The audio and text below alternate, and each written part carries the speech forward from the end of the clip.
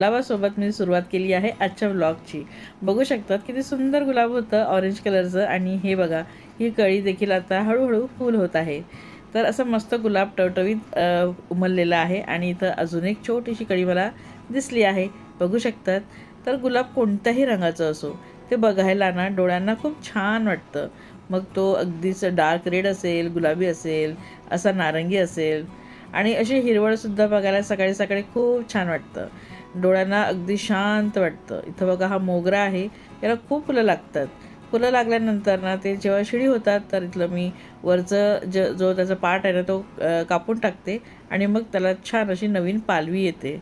तर छान वाटतं असं सकाळी सकाळी बघितल्यानंतर. फुलं आहेत ना, ही मी दाखवत आहे, ह्या प्लांटची आहेत. याला एकदाच येतात जे फुलं ते भरपूर येतात. आणि त्याची ही फुलं इंगळे साहेबांनी केलेली आहेत, कट केलेली आहेत आणि पाण्यामध्ये ठेवून दिली बॉटलमध्ये. तर याला काढून 15 दिवस झाले असतील, पण ही फुलं जशीच्या तशी आहेत, बघू शकतात. छोटी छोटीशी इवलीशी ही फुलं अजूनही तशीच टवटवीत दिसत आहेत. पाणी अगदी उत्तम, म्हणजे छान ठेवतं या फुलांना.